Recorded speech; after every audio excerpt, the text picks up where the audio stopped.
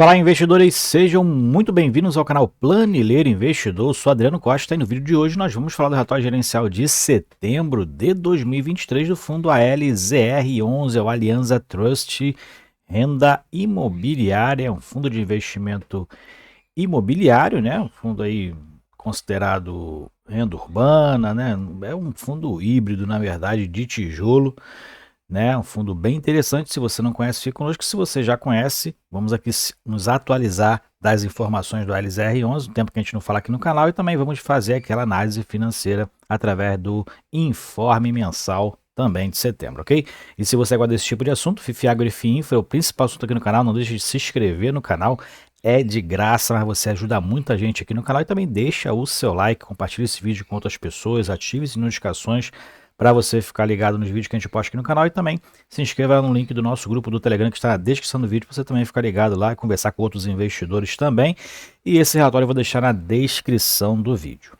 Vamos lá então, vamos falar aqui do LZR11. Tem um tempo que a gente não fala aqui nele no canal, né? Tem alguns 2 ou 3 meses aí. O fundo teve algumas modificações. Para quem não conhece aqui, ó, o fundo tem uma característica, né, dentro da política de investimentos, né, adquirir aí propriedades para a renda via contratos atípicos. Então já é uma característica aí que se difere dos outros fundos, né, através da modalidade aí Buy-to-Suit Sale Leaseback.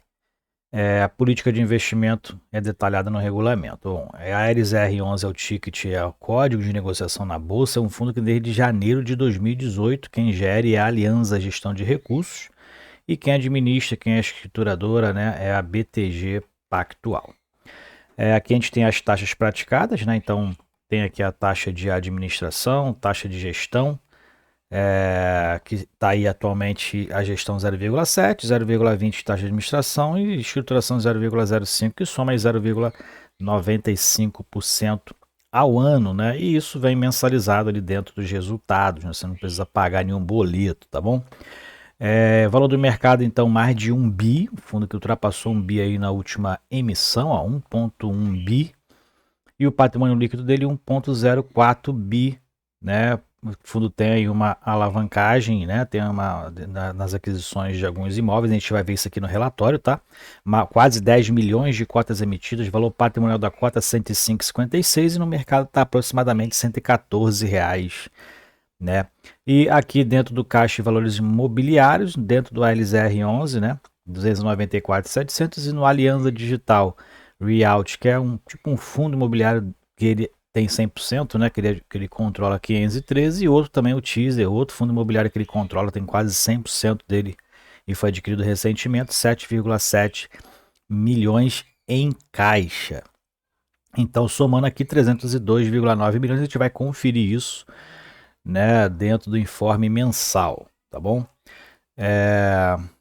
Bom, no informe mensal já vou adiantando que vai estar um pouquinho diferente das disponibilidades, tá? Porque normalmente esses fundos aqui, eles vêm como classificado como fundo imobiliário mesmo, tá? Então se você se adiantar e ver lá, vai ver que isso vem classificado como fundo imobiliário, o valor dele, né? O valor do fundo em si. Quantidade de cotistas atual ultrapassou os 146 mil cotistas. Como comentários aqui do gestor, né? Comentários mensais, até o momento o fundo tem 13 dos 14 imóveis locados, então tem uma pequena vacância, né? O que representa 80% das receitas imobiliárias já corrigidas pelo IPCA, tá? O fundo atualmente tem 80% já corrigidas, falta mais alguns aí, então 20% a ser corrigido até dezembro. E o imóvel do Ponte terá atualização monetária efetivada em outubro, com impacto de caixa. Tá? E detalhes então vai ter lá no item 6 aí do relatório, na página 6, né? Bom, na aquisição do imóvel Pueri Domus, acho que é assim que se fala, né? O fundo adquiriu recentemente, né, esse imóvel educacional, modalidade, se não me engano, é Sale Leaseback, né? É um contrato atípico, então provavelmente já é aquele tipo de contrato em que o proprietário vira locatário, né? Eu acho que é esse tipo de locação que está se falando aqui. E aí depois o fundo pode ter opção de compra, ou então até o próprio locatário pode ter opção de compra depois do prazo do contrato atípico. Normalmente essas empresas fazem isso para poder gerar capital de giro, né? A gente viu algumas grandes empresas fazendo isso aí atualmente. Bom, esse imóvel fica em São Paulo, né? Então vai ter aqui o grupo SEB, SEB, é uma holding, 50 anos aí no mercado já, mais de 50 anos, né? O ativo então está na região central de São Paulo. É esse ativo aqui, educacional, então, o fundo adquiriu por 95 milhões de reais. Prazo do contrato atípico 10 anos, né? O cap rate de 8,84% e 700 mil é o aluguel mensal aí que o fundo vai receber. Bom, mais para baixo a gente vai ver aqui a alocação, ela vai ser corrigida, né? Então, pelo IPCA, prevê-se essa correção pelo IPCA e prevê também multa integral, claro, é um contrato atípico, né? Então, normalmente um contrato atípico tem multa integral, ou seja, caso o locatário saia antes do término do prazo, tem que honrar com todas as parcelas vincendas dos aluguéis até o final do contrato. E aqui ele fala sobre a expectativa de transação, vai gerar aí 7 centavos por cota por mês no primeiro ano de receita, em substituição aos fundos aplicados em fundos de liquidez, né? Então o fundo adquiriu, estava investido aí gerando receita financeira, né? O fundo então adquiriu esse imóvel aí. Ele fala aqui também sobre as disponibilidades e negócios em andamento. O fundo encerrou com 303 milhões de reais em caixa e valores imobiliários. Esse valor ainda é um valor bem alto por conta do valor da emissão ainda que estava, né, aí em caixa, 29% do patrimônio líquido do fundo. Já considera, como eu falei, os caixas do Aliança Digital e do fundo também do Teaser 11, onde o fundo detém quase 100% ali desse fundo imobiliário. Em relação à aquisição dos imóveis, o fundo segue aí nas tratativas para adquirir o Decathlon Cobasi, Raposo Tavares e o Decathlon Joinville, né? Então, Cobasi, se eu não me engano, é uma loja pet, né? Decathlon deve ser um conjunto aí, um bem bolado aí, né? Decathlon Cobasi. E então o fundo tá, por enquanto, tá com alguns desafios aí para poder adquirir esse imóvel, né? Algumas diligências aí tem que ser finalizadas e ainda está ainda como potencial aquisição. Bom, o imóvel é locado para o grupo IPG, né? O fundo anunciou também que foi disponibilizado no dia 3/1, esse fato relevante, né? Um distrato em relação à potencial aquisição desse imóvel pela empresa incorporadora.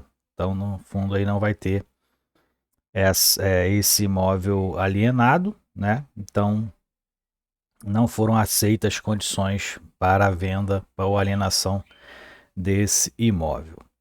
Bom, mais para baixo a gente fala dos rendimentos. O fundo então anunciou 82 centavos e meio. Então eu não sei quanto recebeu quem tinha aí uma cota, né? Se recebeu 82 ou 83 centavos, mas o rendimento foi 82 centavos e meio.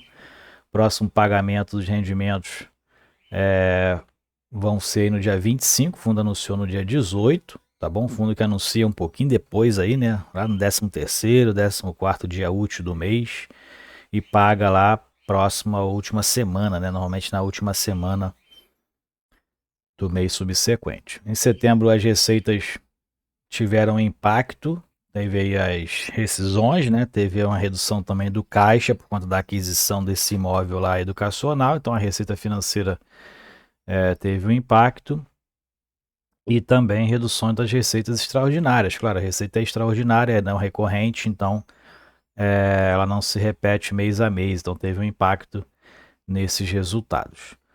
Teve o distrato da IPG, né? Então vai ter impacto futuro e os efeitos, com os efeitos acima, o fundo ainda está ainda mesmo assim com uma reserva de lucro não distribuído de 52 centavos por cota. Isso aqui não são as disponibilidades do fundo, né? São aquilo que não foi distribuído em relação aos resultados apurados, né? Porque a disponibilidade ela pode ter ali a parte principal daquilo que foi amortizado, pode ter ali as receitas pelas emissões que o fundo faz, né? Então isso aí não vai para o resultado. E essa receita aqui acumulada é somente aquela distribuível ao cotista, que inclusive passou dos 146 mil aí em setembro, e o volume de negociação está em média 2,3 milhões por dia, é a base diária de negociação. O fundo está com uma liquidez muito boa aí no mercado. Vamos lá então ver aqui o resultado do fundo, depois a gente vai para o informe mensal. O fundo em setembro então teve uma redução na receita, como ele falou, né? Uma pequena redução aqui nas receitas imobiliárias por conta desse extrato aí atual. Despesas com juros aqui, aquela parte que o fundo tem de despesa financeira, né, das aquisições do imóvel. A receita financeira é aquilo onde o fundo está com valor caixa aplicado. Então, tu vê aqui a partir aqui de julho, né, o fundo está com um valor bem alto aí de receita financeira por conta do alto caixa que ele está atualmente.